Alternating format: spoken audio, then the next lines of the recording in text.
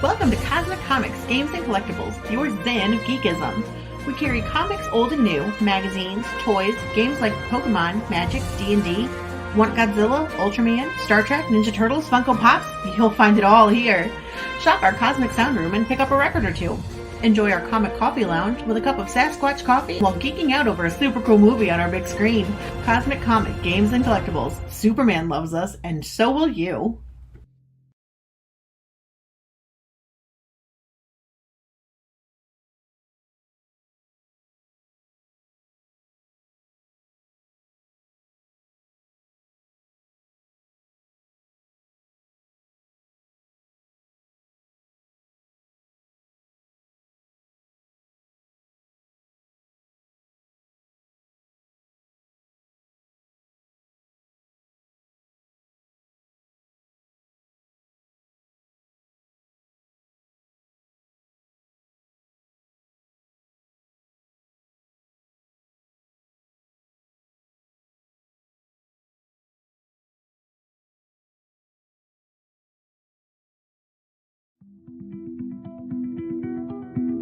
It's a real pleasure for me as a longtime fan to be sitting here with Aaron Gray. Here with Larry Hama. We're talking with Kevin J. Anderson, best-selling author. Mr. Neil Adams. I am here with David Prince. Axel Alonso, editor. Shadow Stevens. And Dallas Comic-Con with John Delancey. With Tom King. Kevin Conroy. Free comic book day. Denise Crosby. PopCon Pop Expo. Here on location at Star Wars Celebration. Sci-Fi Expo, talking for our second time with Gil Gerard. Wichita, Kansas at Time Eddy. Producer David Gerald. I've got Eric Flint. Are here at Smallville Comic-Con. Wizard World St. Louis. VillageCon in Bentonville, Arkansas. Michael Lombardi. We were talking with Alan Dean. Quincy Allen. Suzanne Lambden. Of Starlog Magazine, Mr. Kerry Oakwood. Chris Sami. Len Lee. Dave Schwartz. Mano Intirami. Jason Aaron.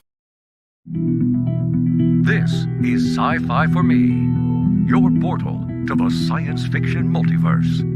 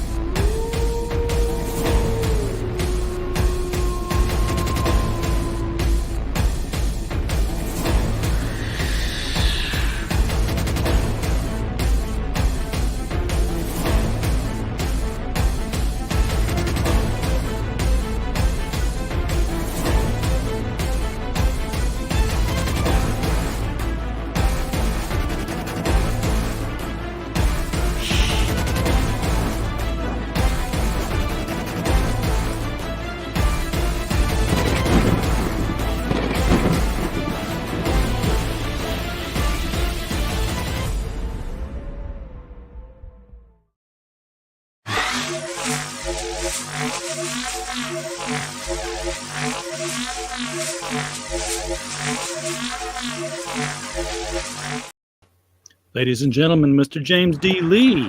Hello, everybody.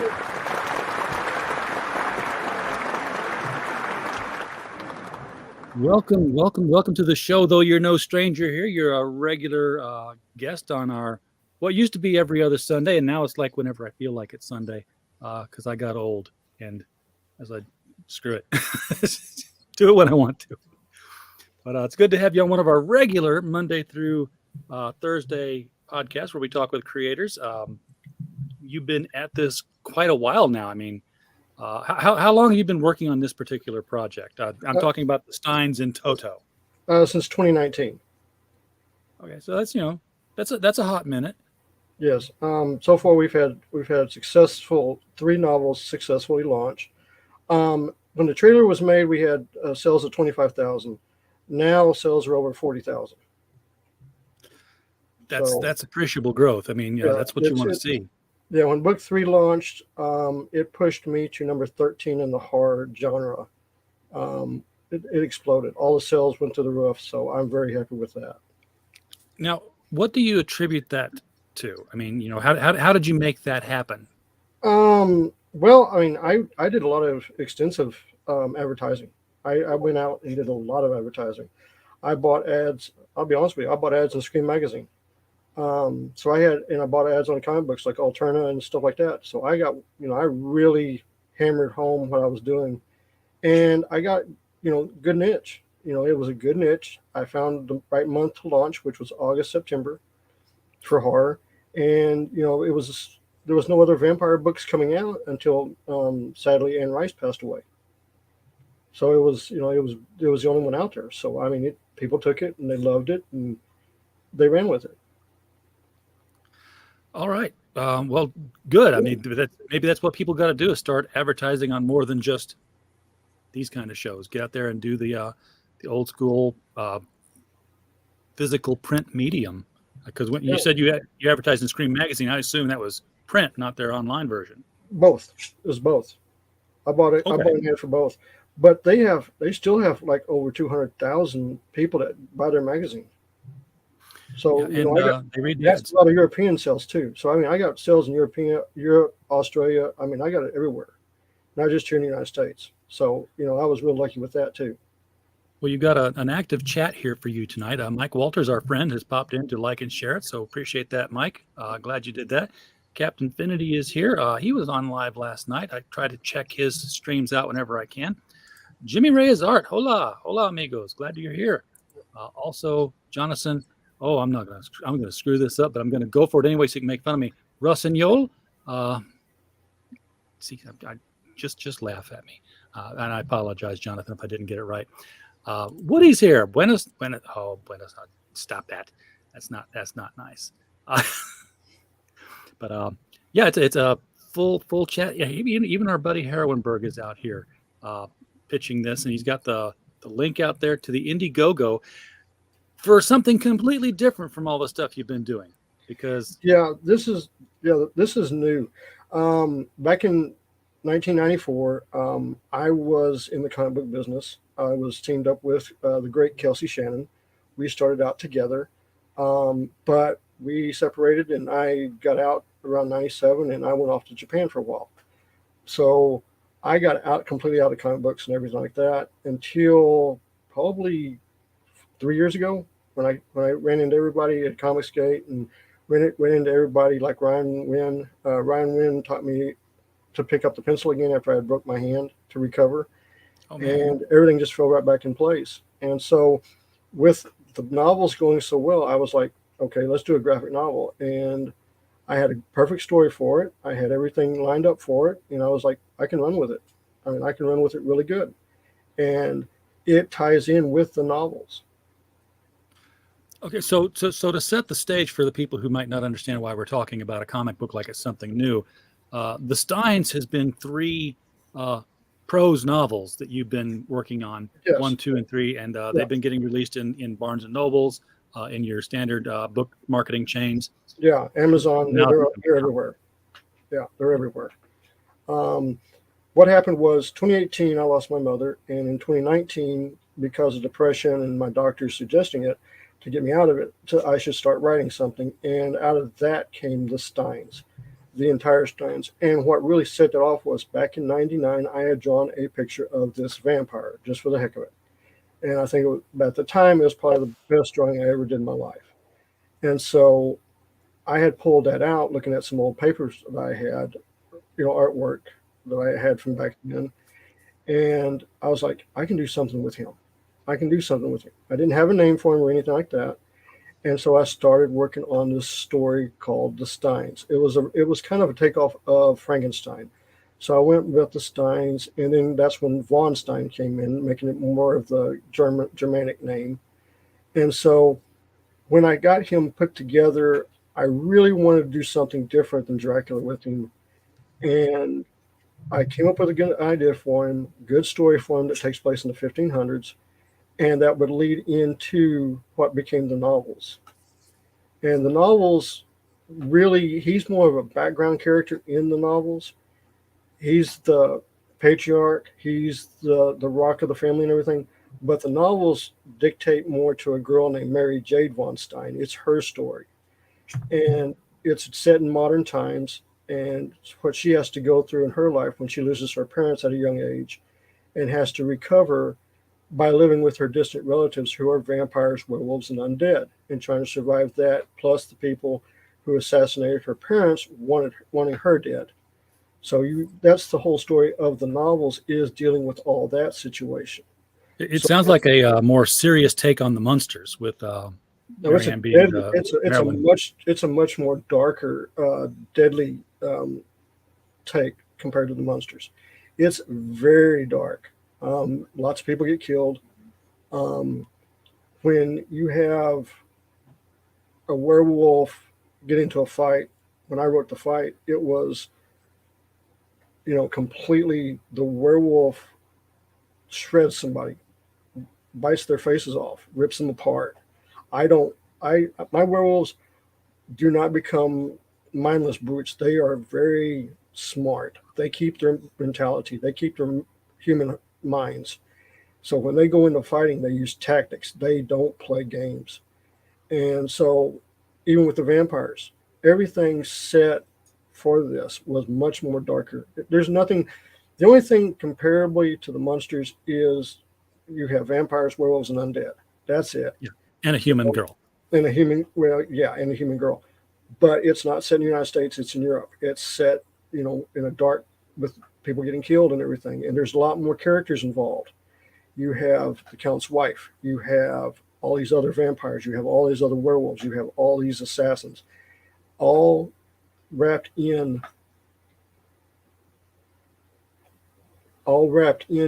this destructive nature. And you have to figure out, in fact, I may take you up on that, Jimmy. I was going to say that can probably be made to happen. That can probably make it happen. But it goes into the thing of, again, this vampire and what is he willing to do. Even 500 years after it happened to him, he's still protecting the country. He's still keeping his oath to his brother. And that's what the graphic novel goes into, is that day that he did this, what he did, why he did it, and the aftermath that didn't go as he had planned. Okay, looking forward to seeing that now. So on the graphic novel front, well, before I get into that entirely, world building stuff here. You've got your werewolves, you've got your vampires. Every time I see the two together, from Abbott and Costello meet Frankenstein to Underworld to Twilight, they're never buddies. They're always out to kill each other. Is that the same as it is in the Stines? Not 100%. Not 100%. In the Stines, the vampires that are with the Stines are relatives, so they stay. It's just one family of werewolves. It's not all of werewolves. So the assassins that come for them originally were werewolves, stuff like that. So the werewolves that are involved in the family are part of the actual family blood relatives. So there is there's friction. I mean, don't get me wrong, there's friction, but they all work together. You know, So a family, I'm going to assume they didn't start out as monsters, like from no, from the beginning. Somebody changed into one, and then somebody else changed into a different kind of one because you got right. werewolves and vampires The and undead. right. And you find this out in the novels. What happens is later on, after the Count and his wife became the vampires, later on you find out that their daughter, who's human, and her husband are basically out. They get attacked by a werewolf. She's pregnant. She almost dies from dying from the attack of the werewolf. The vampire, who's her father, ends up having to turn her into a vampire to save her, which pushes her into having the baby. Well, the baby, because of the attack of the werewolf, has werewolf blood, and that mixes with his. That's how this whole thing went down, and how you have an intermixing of vampires and werewolves together. That's an incredibly intriguing way to mix it up there. It's certainly, in a horror sense, more believable than the old method of just we have monsters in our family. I had to sit down and think of everything because I wanted everything from scratch. I wanted the way the Count became a vampire completely new. I didn't want, like I said, first thing I had on my board was he's not Dracula. Don't follow that path. Do something new. And that's what I did. Because the thing is, when you look at Dracula, Dracula is a prince. He rules Wallachia. That's where the story comes from, Dracul, which is on the eastern side of Romania. So I had to come up with a fictitious country, which is I did, Moldovia. I based Moldovia actually on a real country. I based it on Liechtenstein. If you know anything about Liechtenstein, Liechtenstein is the most wealthiest country in Europe. Not only that, it is still the smallest. Yeah, it was. Yes. Well, actually, Monaco and Vatican City is smaller. But well, then it lost its place because it used to be a Guinness Book of World Records holder. It's got the smallest population. Oh, well, that's what I meant. But he's the prince still rules the country. He is the wealthiest ruler of Europe. He's got more money than anybody in Europe. He is incredibly. So I used that basis of that country as the setting point. I just put a fictitious country up beside it and made it a little bit bigger. So that's what I used for the whole thing. And when you start putting a fictitious country, you got to come up with a backstory and everything like that. So it took a while. But it's Europe, so they all have the same backstory pretty much. Yeah, they do. I mean, it's pretty simple, especially when it's a Germanic country, that's what it is. Herrenberg reminds us that if you've watched Wednesday, there are werewolf and vampire thirst traps at the boarding school, and so sometimes the opposites do hook up in that world. Did you watch that show? Yeah, I did. I enjoyed it. I did too, but it was like I'll be honest with you. If I was casting for Mary, I'd cast Jenny as the character. I think she'd make perfect for my main character this time. I think she would do the actress who played plays Wednesday. Yeah, I think she would be fantastic as her. I really do. Yeah, I was with it, and I like halfway through. I'm like, this is starting to play out like a CW show, and of course, you pointed out it's Guff and Miller doing it, so it's got that Smallville flavor to it. Yes. I'm American, dude. Poland, France, Great Britain, Austria. Yeah, you're all the same.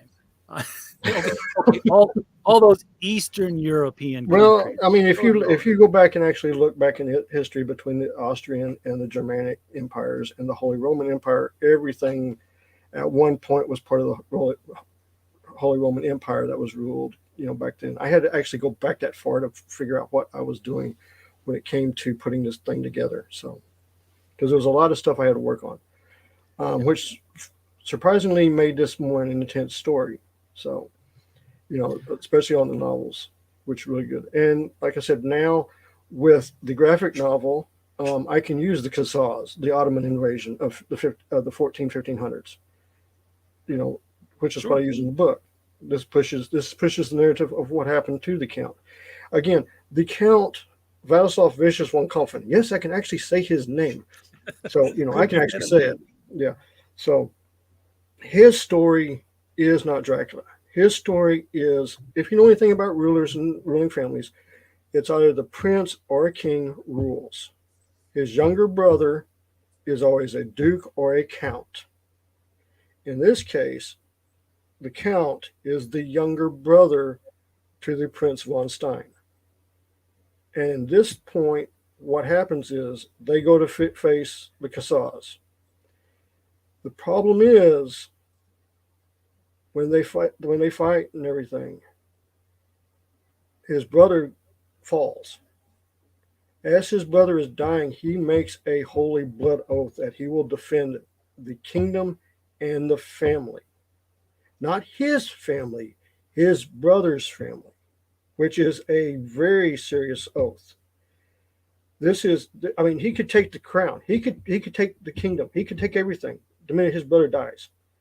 But instead, he's going to protect his brother's wife, his brother's child, see his brother's son on the throne, and defend the country.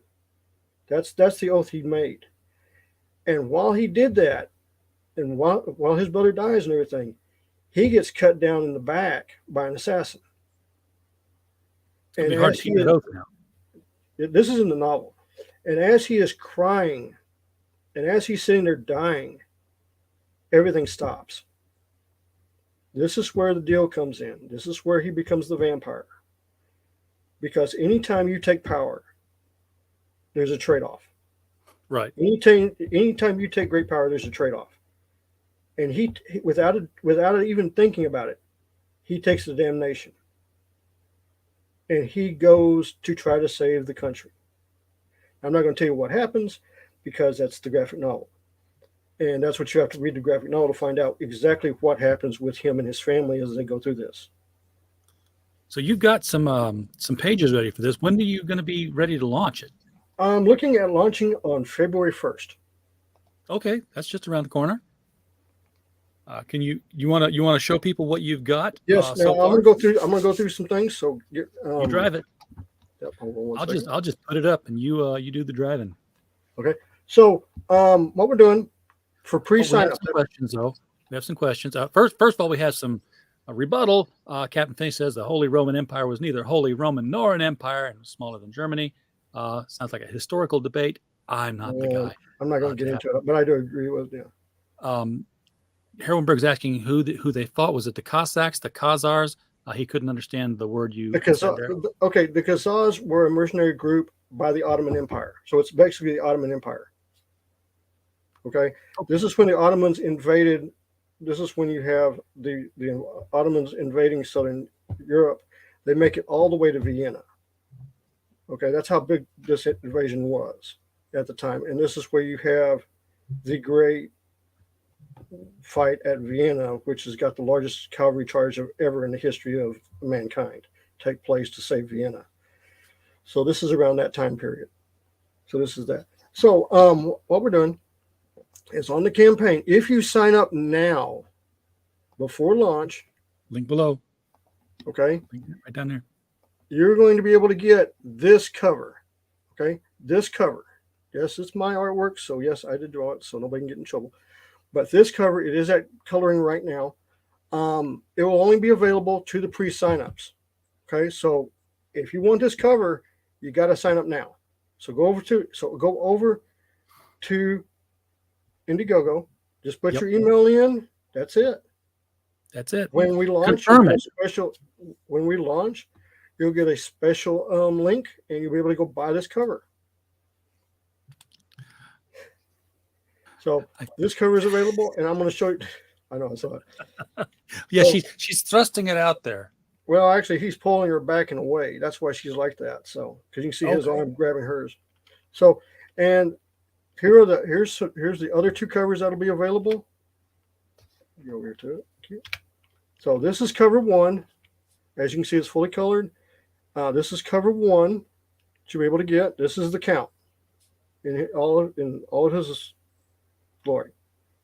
Okay. This is cover two. This is his lovely wife, Mina. So these two covers will be available to anybody who gets in the campaign that wants to buy them. So these two covers will be available. I find it interesting that you went out of your way to make sure that the Count was not Dracula, but his wife was Mina. Yeah, I know. I had to throw something in. I just like the name. Mina's great. I think Mina's a wonderful name. That's short for Wilhelmina. Hmm.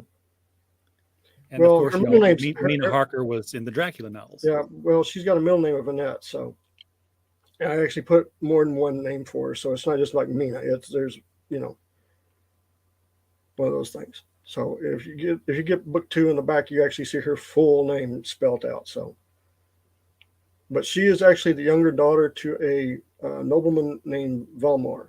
So this is page 1. So yeah, I'm actually showing you the pages.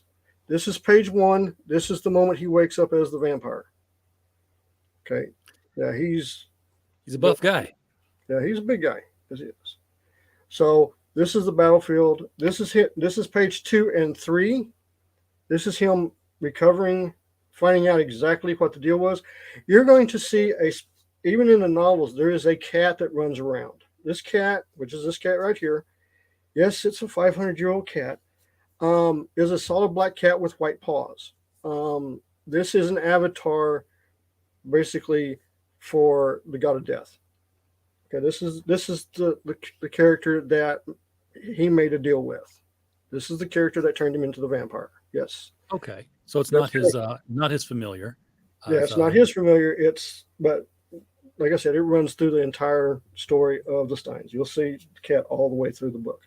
And the reason is I had a lovely, beautiful female black cat with white paws at work that was killed by a drunk driver that had just had kittens. So I wanted to put her in the book. So that's why she's in the book, and that's why she's here. So just to keep her in memory.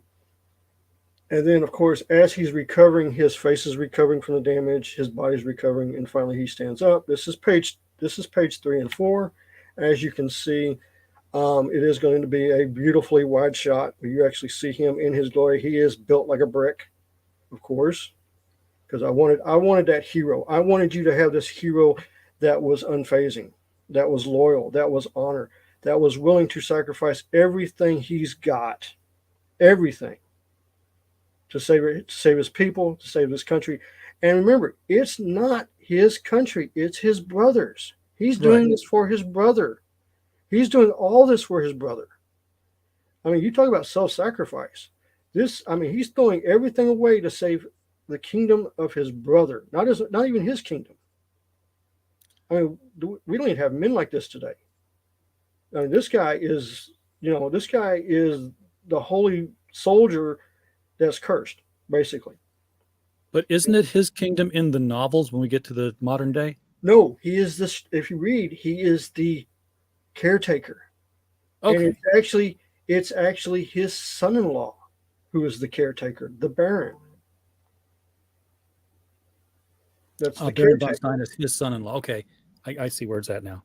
So I know who this guy is now. Right. This is the vampire. This is the one that does everything. Right.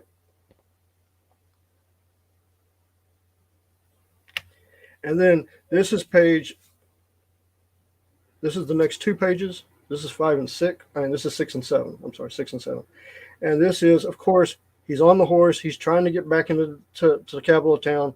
You have the town. You have the town. You have the knights fighting the mercenaries. The mercenaries were hired to attack the town while the army fought the other army. Problem is, they're running around. The army has left. Now the mercenaries are on their own. They're finding this out. And then, of course, we have these 2 pages here. This is where I'm at right now. This is where the mercenaries are basically going for broke. They're on their own. The army's not there anymore. They got to do whatever they can because they're losing. So this is where the mercenaries release their secret weapon, which is a werewolf. And this is the werewolf changing, and the city soldiers finally seeing the werewolf. And they just had one. No, they've got more than one.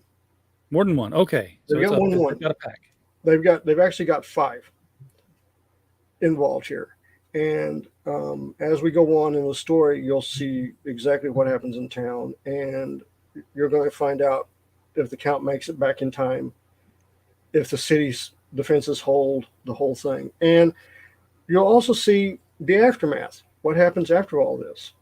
You know, this is not clear cut. Oh, he saved everybody. Hey, let's go. No, this is the dark times. This is people are scared. People, this isn't cut and dry. So for characters that exist in the Stines novels versus this comic book version the comic book prequel, so to speak, is it just him, or will there be other characters that we're going to see? You're going to see the Count. You'll see his wife, which is the girl that's on the cover, who's also in the novels. You will see their daughter, which is in the novels as well. She's in there, but she is very young. She's newborn in this one. She's very young. She's not even a year old. You are going to see the villain of the novels in this one. So you'll see Carmilla. She's in the novels as well. She's in here as well. So you'll get to see her as well. Okay. So how do you approach a prequel for something where you've already written 3 novels and you're using the same characters, and you still manage to pull off some sort of suspense? Because when I'm watching a prequel, I'm like, oh, that's this character, and this character. They're not going to die because we already know they're in other books. Real simple. You're going to think they're going to get killed. Think about it. If they're going to be vampires, they're going to get killed. Okay, so we're seeing them pre-vampire then. Yeah. He just became the vampire right here. His wife is still human. They're still human. You're going to see what happens to them. You're going to see why it happened to them. You know what I'm saying? This clarifies, okay, this is what happened. So this is why he did it. This is why this happened, and so forth.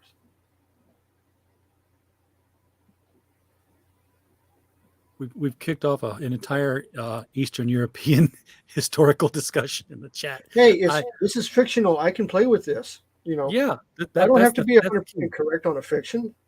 I mean, if I was writing a documentary, oh yeah, but I can play around with it. Sure. It's just like if you look at the 1500s, they didn't wear chainmail armor. They wore full plate armor. It's just I don't want to draw full plate armor on every page because it's not as ripping. You don't see the muscles. You don't see the guys' movements or anything. They're in full plate armor in the 1500s. So I kind of backed it up a little bit. I can play with all that. You can play with countries to make it more believable by making it obviously not real. Yeah. Mission Impossible, the original television series, they never said Russian agent. They always said from an enemy country. Yeah. They never tied it down, but you knew who it was. Of course. Now, the other thing I want to bring up is I want to show you some benchmarks, some perks that you're going to be able to get. So I'm talking about Dan Lawless. I've been talking about Peter Gilmore and all them. Yes, they are doing trading cards for this campaign. I do have 3 of the trading cards. So I'm going to show you all 3 of those. So when we launch, of course, you know how perks works. I know Jimmy does. So when we launch the perks, you're going to be able to get a set of trading cards as we move up in the perks. So this is, of course, the first one. This is, of course, Mr. Dan Lawless's version of Mina. This is his version, more modern than beautiful 1500s, but this is, Dan Lawless's wonderful. Wonderful. I couldn't ask for a better card. He just did a fantastic job. So you'll be able to get this trading card. I love it. I really do. She looks fantastic. She just looks gorgeous with the black raven hair and everything like that. And you'll be able to get this trading card. This is the Count, full vampire. He's ticked off. He's coming. So this is one of mine. And like I said, we are going full, we're trying to get full colored for the book and everything like that. So this is going to be another trading card you'll be able to get. And then finally, I have this one here. This one here is, of course, Mina. This one is where she is the vampire. This is during the time of the 1500s. So this is what she looks like. This is her full glory. She's a beautiful woman. She's, radiant. and we're going to do like that. The other thing I'm going to do on the campaign, and I know we talk about this because other people do it, so I'm going to do it anyway. On the campaign, I will be putting up some of the original artwork for sale. So that means the 3 covers will go up. The original artwork for the 3 covers will go up for sale. Yes, I do everything traditional. I draw it on 11 by 17s. So yes, they will be up for sale. Not only that, but I am going to be putting up the big wraparound cover for issue novel 3, which is this one right here. This cover right here will also be up for sale. This is the actual wraparound cover for the Stines 3 Battle of Fianna, which went through the roof when it was released. So all this stuff, all these original pieces will be up for sale on the campaign. Yeah, that's the thing about original art. You have something extra you can sell. You do it digital, you kind of left money on the table there. Yeah. But that's what. And you're also going to be putting other stuff on this campaign. Yes, also on this campaign. Let me get out of this here so I can go full screen for a minute. But we're going to do something on this campaign that no other Indiegogo campaign has done at all, ever, that I can tell of. Not only will you be able to get the graphic novel, but you're going to be able to get book 1, book 2. This is done by Jose Garcia. Everybody, yeah, that's right. Jose Garcia did the cover for book 2. Yep, we know that guy. Okay, so everybody knows Jose. He's a fantastic guy. And book 3. All 3 novels will be up on the campaign that you will be able to get paperback or hardback. Okay. And I will say this, buying them through the campaign will be cheaper than when they have them on at Amazon or anything like that. So you'll be able to get these as well. So all 3 books and the graphic novels will be on this campaign. And these are already in print. These are already done. So these, like I said, I've got them in my hands. So they're already here. So all 3 of those will be in the campaign as well. Herrenberg's suggesting you should try to offer that Mina card as a wall poster. It'll grant lots of goth dudes certain enjoyable dreams. Okay, first of all, I think it'll expand beyond the goth market. I do too. But I can't give away all the benchmarks. I only got so many benchmarks. I got to wait for other stuff to come in. Because like I said, I've got great artwork coming from the great vampire drawer, werewolf drawer, Mr. Peter Gilmore. He does fantastic work. I've got Shelby Robertson doing stuff. I've got Joe Sontag, who does Ripper Destroyer. He's going to be doing things. I have got a huge crew of people helping me out on this. So, I mean, you want a campaign? I'm giving you a campaign. I'm giving you probably one of the best campaigns out there on Indiegogo that you're going to find. For bang for the buck, I'm going to be the best that you can find. So where are you at on the sign-up so far? I haven't checked. The last time I checked, I think I'm not 100% sure. I have to go back and look. Because last time I checked, we were around 45 when we launched. So I'm pretty sure we've got more than that. So, but, like I said, we're going to run the pre-sign up till February 1st. And then we're looking at launching February 1st. And once it goes live, anybody that signed up will get the link to go get that special cover. For people checking their calendars, that is a Wednesday. So you would ostensibly wrap this up campaign-wise just a little bit into April, since February is such a short month. Well, actually, we're going to run the campaign 60 days. Yeah. Oh, it's going to be a straight-up 60-day, not a 30-30? No, we're going to do straight-up 60. Because February is so short. Yeah. We're just going to do a straight-up 60 days. All right.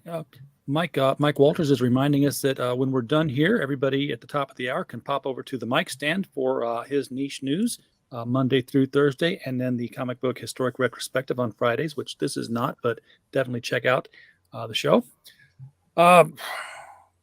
So while you're doing this graphic novel, has that put a pause on the expansion of the literary version of the series? Well, the literary version is a trilogy. So it's done. Yeah, it's done. The trilogy's done. There is not a book 4. Now, there is something else in the works. Might be literature, but I'm not going to give that out yet. But it's not vampiric. It's something, so it's something different. It's a dark fantasy, but it's not vampire. And yes, Yeah. and yes, Herlenberg, yes, Shelby Robertson, Joe Sontag are on board. Yes. You had mentioned obliquely very early in the stream, how you got into writing all this, that you were in comics prior to moving to Japan to do the work there that you did for the Japanese wrestling circuit. Yeah. What comics were you working on? Well, where have you been published already? my books that I did with Kelsey Shannon, they never got picked up by Diamond. We were doing independent. Okay. So trying to find one is probably going to be almost impossible to find. Let the hunt begin. Good luck. I don't even think, I mean, I've even Googled, I couldn't find them on Google. I mean, I could not find it on Google. So I don't know if you'll be able to find them. Kelsey didn't have any? No, he doesn't. I've got one original page, and that's it. I've got one original page. That's all I got of the thing. Remember, this is 30 years ago, almost. Well, yeah. So it's this is back when, you have to understand, back in '94, when you were trying to do something independent, you had to raise your money, go to the printer, sit at the printer to help them put the book together, get it printed, then try to get into Diamond, which was nearly impossible.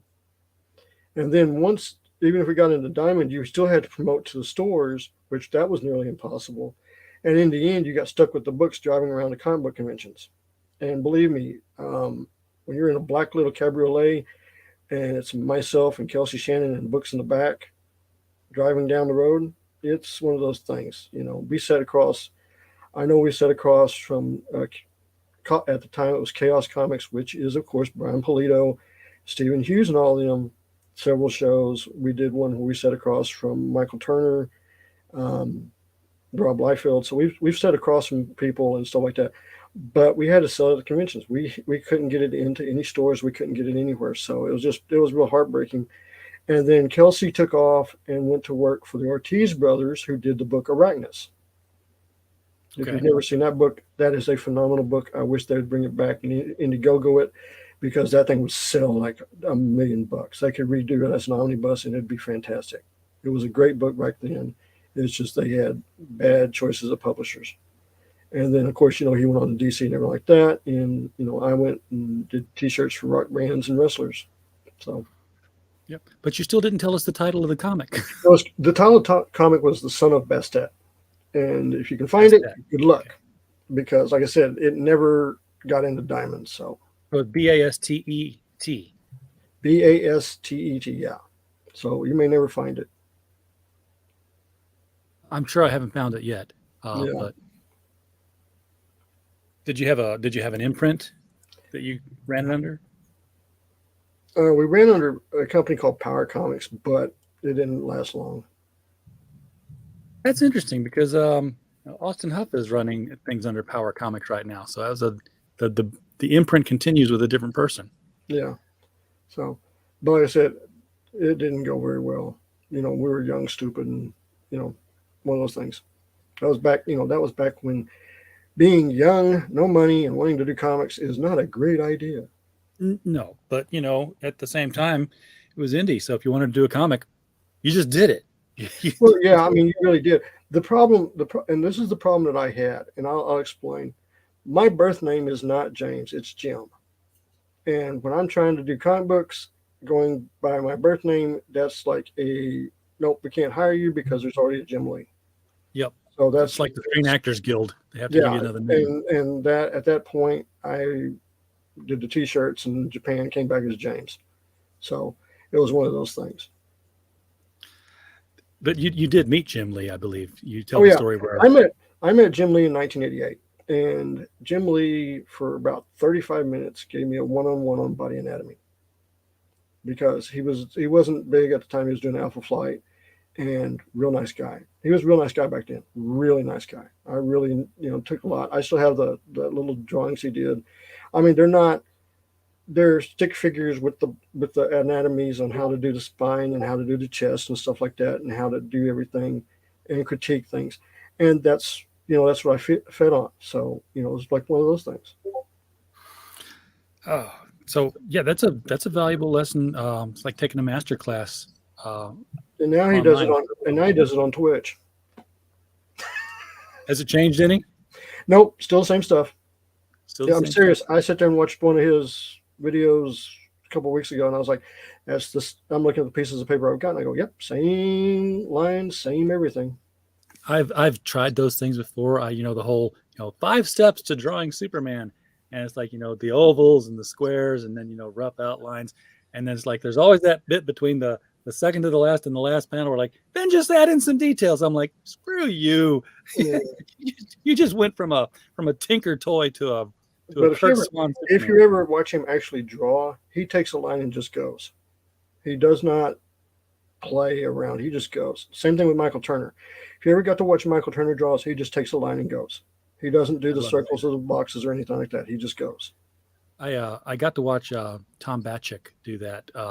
I did an interview with him for his Funky Winkerbean collections, and after the interview, I had the first 3 volumes there, the complete ones, and I just thought he'd sign them, But he opened up each one and started talking to me, and while he's signing it, he draws a headshot with a Sharpie inside of each one of a different character. I was like, "You don't do the blue circles or nothing." He's like, "I've been doing this for 50 years. I don't need it anymore."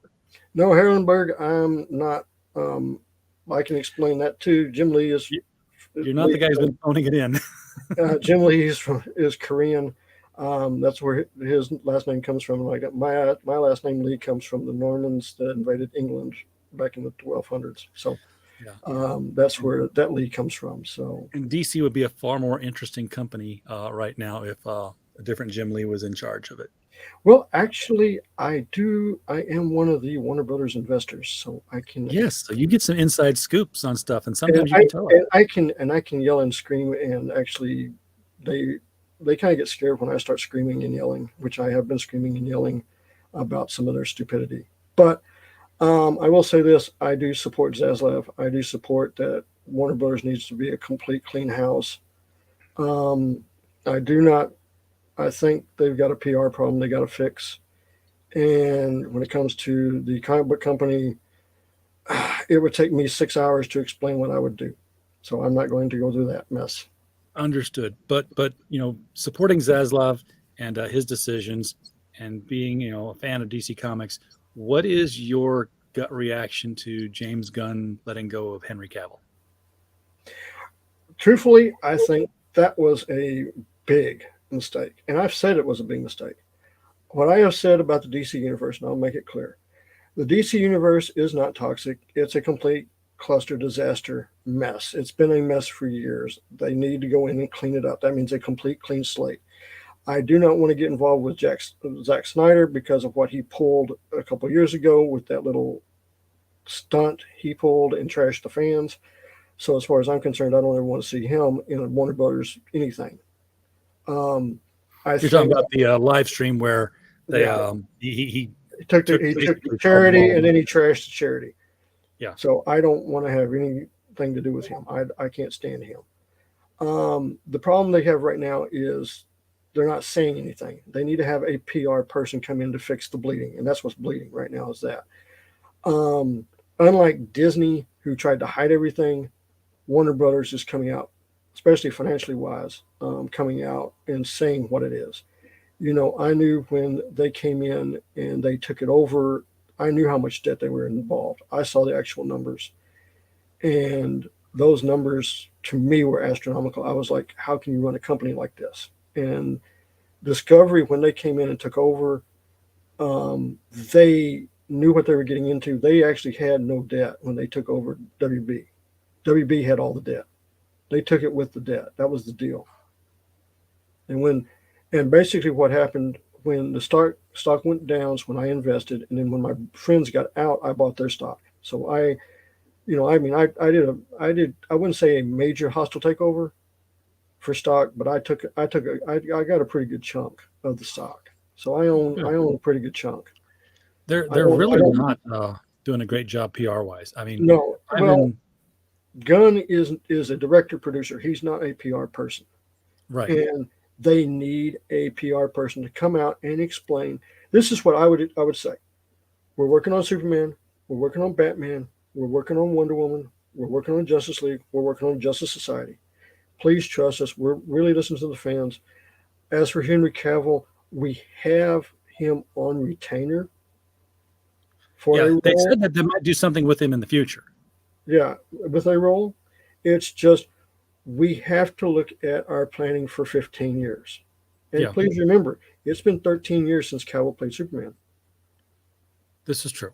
Yeah, So because I know James Gunn. First of all, he said that he wanted to do a story early in Superman's career, just getting established. Like, well, that was Man of Steel. So how are you wanting to do an early version? And the fan in me who has absolutely no sense and knows that doesn't know that these movies won't get made. It's like, what if they do a Silver Age Superboy story and they just actually follow the Silver Age stuff where he was Superboy in Smallville? It's like, oh, shut up and you're drunk, go away. like I said, see, this is the thing. I don't know what he's doing. I have no clue what he's doing. All I know is he's writing a script. I'm like, that's not good enough. You really need to get a PR person to start saying stuff. Don't wait till the actors come out and say something. Cut it off before they do. And the thing about it is, and this is really the bottom line, is you've had movie after movie after movie after movie underperform, go into the red. That means we didn't get a return on them. We didn't get any money off of them.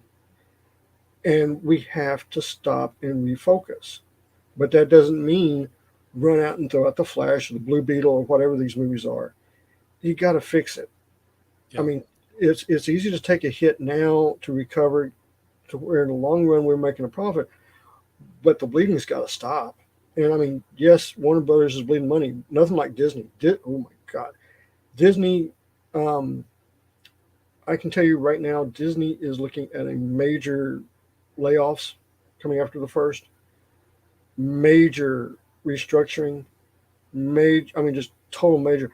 In fact, what I've heard is they've actually put Phase 5 on hold. So everything that was going to be Phase 5 is on hold while they readjust and refocus on what they're paying for and doing. Yeah. So everything right now, DC Marvel is just, I don't know what's going on. But there's more to Warner Brothers than just DC Comics. So, it's one of those things. It's the same thing with what's going on with the media. And speaking of the comic books, yeah, DC Comics needs to get fixed too. They need PR. I mean, all this focus, what little there was Dark Crisis. That's our event, Dark Crisis. And I'm over here reading Flashpoint Beyond. I'm like, no, this is where everything's happening. That's changing the universe. This is where you're getting the golden age is being reset. You're getting new characters, heroes and villains thrown into the 40s that didn't exist before. And Jeff Johns is doing his whole, rewriting of things and how it actually made sense. Because I'm like, oh, they weren't really new. They were there, and then they just got dropped and forgotten about. Where'd they go? How'd they come back? So, those are the stories I'm actually excited about again. Justice Society, they've got a Huntress. It's Batman's daughter. How's that working out? She's kind of from the future, but, not the far future. I will tell you, with what I saw on movie reaction, especially when I went to the movie and saw the reaction from fans, they've got a character that they need to key on. They've got one character that I think personally could really help the DCU. And who's that? And that's Dr. Fate. Yeah, Dr. Fate was a great character. What's Warner's reaction to the take on Black Adam, though? Well, that's what I'm talking about. That Dr. Fate. Yeah, that Dr. Fate. Dr. Fate, the fans went nuts for. I mean, that Dr. Fate, you could make 2 or 3 movies with because Pierce Brosnan as Dr. Fate was probably the greatest casting call ever. He was phenomenal. I would get him, and I would at least do a Dr. Fate movie with him. I wouldn't, you could probably do it for $50 million. Keep it simple with him, run with it, make it an hour and 45 minutes. okay, it's $50 million, costs $100 million. You're out $100 million with the whole thing, make 200, $300 million. But you know what? You got a profit of over $100 million. Yeah. You I know, like Aldous Hodge as Hawkman, but too often I didn't see him as I didn't see Pierce Brosnan as Pierce Brosnan. I saw him as Dr. Fate. Yeah. But when the Hawkeye mask came off, I saw Aldous Hodge as Aldous Hodge. I'm like, I know. look, you're on leverage again. Yeah, I know. That's what I saw too. But Fate was, man, Brosnan's Fate was fantastic. I mean, just downright fantastic. I loved Dr. Fate. Dr. Fate really helped with that movie. And of course, they teased the whole Henry Cavill Superman at the end of that film. I know. And I'll explain something about this also.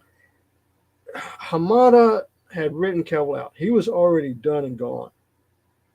Okay, Hamada wanted his Supergirl, Batgirl, everything girl team. That's what he wanted. Hamada wanted that, and that's what he was pushing. And when Johnson came in, he's got the star power. And he was like, no, I want Cavill. I really think that if Black Adam would have made a profit, I really think if Black Adam would made a profit, you would have seen Cavill stay as Superman, Black Adam getting pushed, Justice Society getting pushed. But it didn't. It did not. It came up short. And that's what hurt. It was a weird character take to pick up on anyway, Black Adam, because he's not one of the more popular characters. Well known. He's not well known. That's the problem. He's not well known. I mean, even in the comics, should have been a Shazam movie. He should have come out in the Shazam movie first, and then done the movie. Yeah. That's what they should have done. They didn't do it, but that's what they should have done. I mean, they didn't even if they'd have just done the movie, they did, but they took that whole resurrection scene and made that a post-credit scene for Shazam. That would have intrigued me. Now, don't get me wrong, the post-credit scene for Shazam with Mr. Mind, I'd still like to see the Monster Society of Evil be part of the DC universe. It's just the problem DC has is they don't have a line to follow. Everything's splintered. Yeah. You got Batman over here, you got Joker over here, you got Shazam over here, you got this over here, you got that over there. They don't have anything coherent like Marvel. No. It's not at all. I mean, like who's Batman? Robert Pattinson or Ben Affleck, or Ben Affleck. Is Michael Keaton going to come back as Batman? Exactly. And who's the Joker? Is it the one in Suicide Squad, or is it the one who had his own movie? It's Harley, same thing. They don't have a consistent, this person is this character until we recast him. It's just whoever we feel like having in the movie at the time. What they need to do is say these are the movies that's coming out. We have teams working on them. This is who we're going to cast as them, and stick with it, and really come out with something fantastic. Because if they don't, and they drop this, they got one shot. I'm going to say this: they got one shot at getting this right. One. If they don't, DC's done. Yep. Cinematically, it's done. It's over. Yep. Harrenberg, we will unfortunately never get to see Mighty Isis because of the way the politics are in the world and have been for the past several decades, and probably will continue to be. I know people who got kicked off of Instagram for mentioning the character by name with a picture of her. Yeah, I know all about that character. Yeah. And the actress that played her just recently passed away too. Yeah, Joanna Cameron. Yeah, she got out of acting right away and went to do hotel management in Hawaii. Yeah, but yeah, she just recently passed away. She and Linda Carter were my. Yeah. In fact, I just picked up a piece of Linda Carter memorabilia from eBay. Cool. It was before she was in Wonder Woman. She was supposed to be in Apocalypse Now, and that film was beset with all kinds of filming issues. Yeah, but she was going to be Miss May. Yeah, and they photographed the fake Playboy layout that they were going to show in the film, and then there was a hurricane. She was stuck in the States. While she's in the States, they're like, "Hey, we got this Wonder Woman project," and she signed on to that. Said, "I can't do this anymore." They recast Miss May, but the fake magazines still existed. The photos still existed for that prop. Right. So I laid my hands on one of those. Yeah. Oh, they had so many problems with that movie. It's not even funny Yeah, it was cursed. because At they were. least we persevered. The funniest thing about that movie was the Filipino army flew the choppers, but they were in a war, a civil war that was going on. So they would fly the choppers with the American decals during the day, take the decals off, go fight the war, come back, and a couple of times they forgot to take the decals off and almost got the United States in trouble. I mean, I'm not making this up. That actually happened on the set of Apocalypse Now. That actually did happen. Oh boy, that's. I've never watched that movie. Oh, you're kidding. No, I've tried to watch Kubrick before, and he hurts my brain. 2001, I was like, keep waking me up because I know there's something supposed to happen important here. Well, Kubrick, that's you missed one. I know. I haven't seen Citizen Kane yet either, and that's on my bucket list. Yeah, I don't even want to see that one either. But like I said, on the Stines again, go over, Yes. sign up for it. Like I said, we're going to have some really good stuff. You'll be able to get all the stuff about the Stines, everything about the Stines. You'll be able to get your hands on. It's a great story. Got great reviews on it. Great sales. This augments it. This gives you an eye opener of what started all this. And this is 500 years before the novels. Yep. And you can find out everything about the Stines over at thevonsteins.com. Again, linked below here. Website looks kind of sort of like that. So it's everything you might want to know that's available now is there. But, I'm sure you'll be probably teasing all the stuff that's going to be upcoming for it. This graphic novel, is this one and done, or are you going to be doing multiple prequel novels? What I plan on doing, and I'll explain. There's different stories that's still available for the Stines, like the Count's story is available.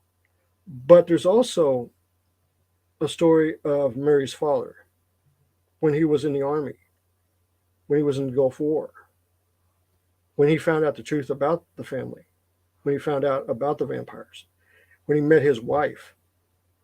All that story is nowhere in the book. Okay. Nowhere in the novels, nowhere in the book.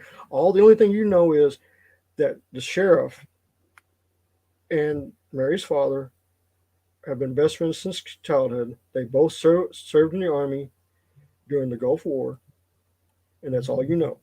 There's nothing. You don't know anything else that happened. You don't know anything that they did in the army. You don't know anything about what he did, who he was before he became the district attorney for the city, or any of that. You don't know any of that. So all that's open. There's a lot of stuff you can fill in here and keep people entertained on it. And I'm sure that once you do launch, you'll be back here, right? Yeah. I'll always. Yeah. I've been coming here for a while now. So, all right. Like I said, thank you for having me. Like I said, we are looking at launching on February 1st. If we have to, we may move it back and forth, a day or so, whatever. Yeah. But everybody that signed up, we will be sending out the email. That way you can get in. You'll be able to get the books. Not only that, I'm going to do something because I've been watching some campaigns, but I'm going to have a vendor special.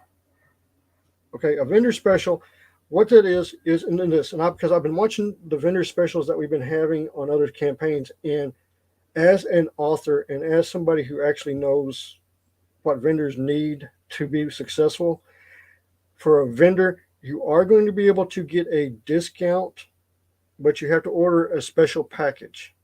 Okay. The very special cover of the pre-launch will not be available for that package. Right. Okay. So even if a vendor signs up. Right. But there is going to be a package for the vendors.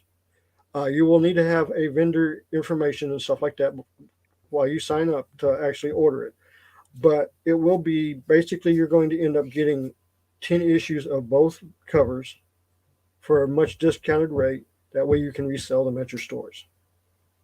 That's what they want. Make a profit, because if a vendor takes it, they got to make a profit. And it's not, I've known that, when I do my novels and everything like that, I know what they get, like Amazon gets, what they pay for the books and stuff like that. So I understand they got to make a profit. They got to make a living. And I want to help those people as well, because without them, it's just like the fans. Without the fans, my books are just going to sit there. If a fan buys my book, if you love it, thank you. If you hate it, thank you even more, because you wouldn't have bought it anyway. Thank you. Yeah. You bought it and found out for yourself whether you liked it or not. Yeah. You didn't go with somebody else's opinion. And I say that as a guy who puts out opinions on things that are published. Right. All right, James, thank you so much for coming on tonight and talking about the Stines with us. Thank you for having me. Everybody that was in chat, thank you for being here. Absolutely. Thank you all for going over and signing up. Look forward to it. And like I said, the other thing we're going to do is once we go live, I will be doing a weekly YouTube update on my channel every week on what's going on in the Stines, how many pages we're doing, what's being done. So you're going to be involved the whole way through. Okay. I mean, you are going to be involved. You're going to know what's going on Stines. Everything. Updates are very important for campaigns. So like the minute I get the artwork from Jay Sontag, Shelby Roberts, maybe even Jimmy, I'm going to post it. You're going to know it. You're going to go, wow, this is new. This is great. We're going to go see it. That's what you're going to see. Not only that, but when the campaign launches, the first 9 pages you saw, they're going to be lettered. That means you're going to be able to read the first 9 pages. Oh, I just look at the artwork, but you're going to be able to read it. That's a lot of story you're giving away there. Of course, it's 80 pages, possibly 100 by the time. It's possibly 100 pages. So, 9 pages. Okay. But you know what? I want you to be like, I got to see what the next page is going to be like. I got to see what the next page is going to be like. And without putting that up there, you're never going to know. All right. Well, then we're going to all tune in. Everybody in the chat, thank you so much for being here tonight. We don't have a show without you. And while you were here, we just hope you had a blast. Good night.